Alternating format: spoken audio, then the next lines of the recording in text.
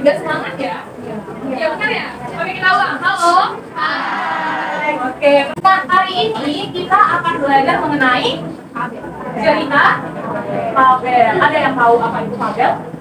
Ini tapi yang diperaninnya Benar sekali ya, fabel itu adalah sebuah cerita yang menampilkan perilaku manusia tapi diperankan oleh hewan. Ya benar. Ini agenda kelas kita akan menonton video cerita fabel yang berjudul Kisah Pura-Pura Sombong. Lalu ada penjelasan materi dari ibu dan kita akan ada kuis. Oh ya, ibu mau bertanya dulu, apakah anak-anak di sini bawa gawai? Gawai itu handphone. Oh ingat ya, nggak apa-apa. Nanti kita kuis, ibu akan bagikan lembar jawabannya. Tapi kita pakai Kahoot. Ada yang tahu Kahoot? Oke, dia tahu semua ya. Nah, dari agenda pembelajaran yang akan kita laksanakan, adapun tujuannya yaitu ibu berharap anak-anak semua memahami pengertian dari cerita fabel, ciri-ciri dan manfaat cerita fabel dalam kehidupan kita. Oke, ibu ada prosedur kelas. Ketika ibu melambaikan tangan di udara, artinya tenang. Ketika anak-anak ingin mengajukan pendapat, acungkan satu jari. Kalau perizinan ke toilet dan minum, dua jari. Oke. Nah, kita masuk ke cerita fabel. Apakah anak-anak tahu apa itu fabel? Pernah menonton? Membaca? Atau apa cerita fabel yang anak-anak sudah pernah baca? Gini, ibu minta di barisan ini ada 5 orang, di barisan sini ada 5 orang. Ayo.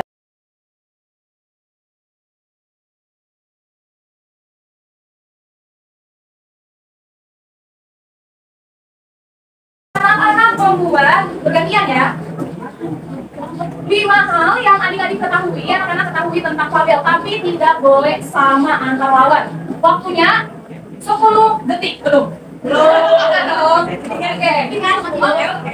1, 2, nanti dulu instruksinya. Sudah?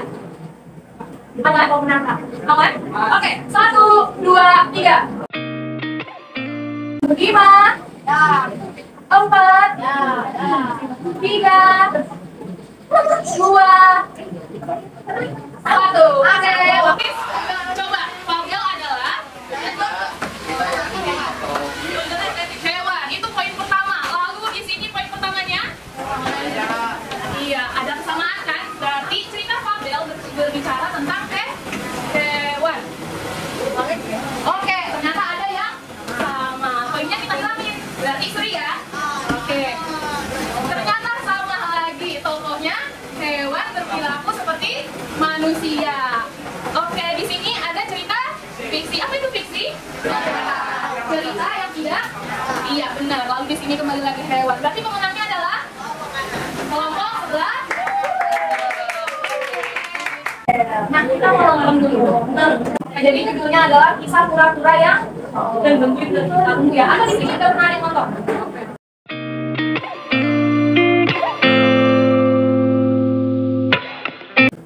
Oke, itu dia. Kisah pura-pura yang sombong karena apa?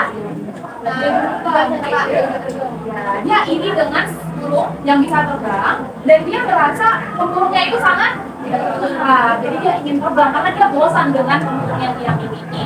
Tapi mau dengar dari anak-anak bagaimana tanggapannya terhadap. Kamu mau kasih tanggapan? Oke, silahkan. Bagaimana? Iya, benar sekali. Sombong itu membuat pura-pura mencelakakan dirinya sendiri. Ada lagi yang ingin memberikan tanggapan? Oke, silakan. Jangan pernah iri sama apa yang dimiliki orang lain. Iya, benar sekali. Jangan pernah iri apa yang dimiliki oleh orang lain karena kita harus bersyukur atas apa yang Tuhan berikan kepada kita. Benar sekali ya.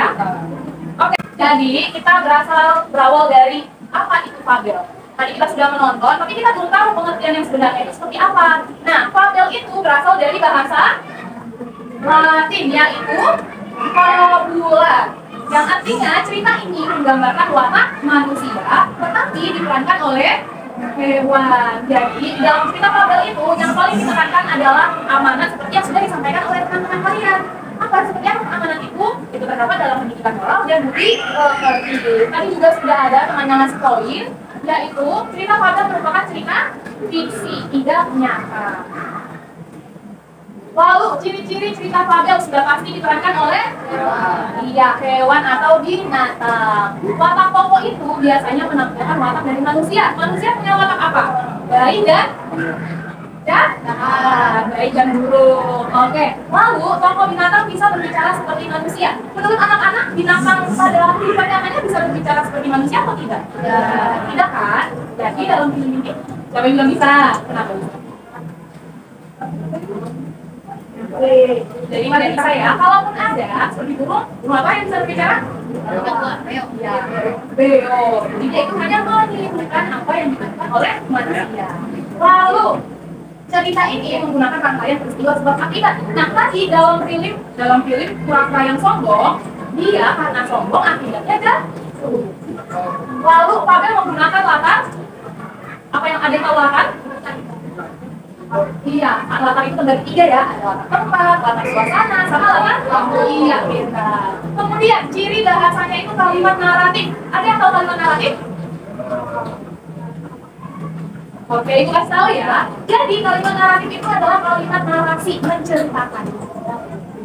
Lalu kalimat langsung. Maksudnya kalimat langsung ada dialog atau percakapan. Lalu ada menggunakan bahasa sehari-hari, menggunakan konjungsi temporal. Ada yang tahu konjungsi temporal? Jadi ini adalah kata-kata yang memiliki urutan waktu. Contohnya, iya, lalu, sebelum itu, sesudah itu, kemudian. Ada pertanyaan sampai di sini? Tidak ada? Atau mau ibu yang bertanya? Oke, kita lanjut aja ya. Nah, kita mau kuis. Karena tidak ada yang bawa handphonenya, ibu akan bagikan gambar soal. Ibu boleh minta tolong 2 orang bagi. Siapa yang mau?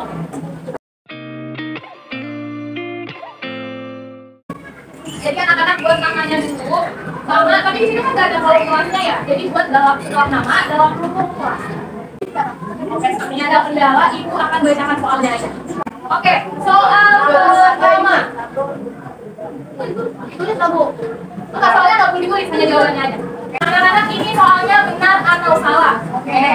Fabel merupakan salah satu contoh dari fiksi yang memuat cerita tentang manusia dan kaitannya dengan hewan. Benar atau salah? Kita lanjut ke nomor 2. Kata fabel berasal dari bahasa Latin, yaitu apa tadi, ayo? Jangan diomongin. Jawabannya iya ditulis. Ada yang mau diulang soalnya? 1 sampai 5 aja ya, Bu. Nomor 1. Bentar ya. Fabel merupakan salah satu contoh dari fiksi yang memuat cerita tentang manusia dan kaitannya dengan hewan. Benar atau salah? Oke, nomor berapa lagi? Nomor 3. Fabel merupakan cerita yang menggambarkan titik-titik manusia. Menggambarkan titik-titik manusia. Apa yang digambarkan dari cerita Fabel? Oke, nomor berapa? Tadi udah baca nomor 3. Cerita Fabel menggambarkan titik-titik manusia. Sudah? Oke, waktunya habis, tidak ada pengalaman lagi. Ditutup kertasnya. Jadi, mengapa kita harus belajar cerita Fabel? Karena dalam cerita Fabel kita dapat mengembangkan pemahaman moral. Seperti apa moral? Yaitu perilaku yang menggambarkan kebaikan. Lalu membantu mengembangkan kreativitas dan imajinasi. Seperti kok bisa ya hewan tolong menolong? Kok bisa ya hewan berbicara? Jadi di situ ada kreativitas dan imajinasi. Lalu kita mengenal keanekaragaman hayati. Apa saja hewan yang ada di sekitar kita dapat kita jadikan sebuah cerita. Kemudian meningkatkan keterampilan membaca dan menulis. Oke, sudah selesai pembelajaran kita hari ini. Terima kasih untuk anak-anak ibu yang sudah berpartisipasi. Kita tutup saja ya di dalam doa. Ada yang mau mengajukan diri? Oke, aku pimpin di dalam doa.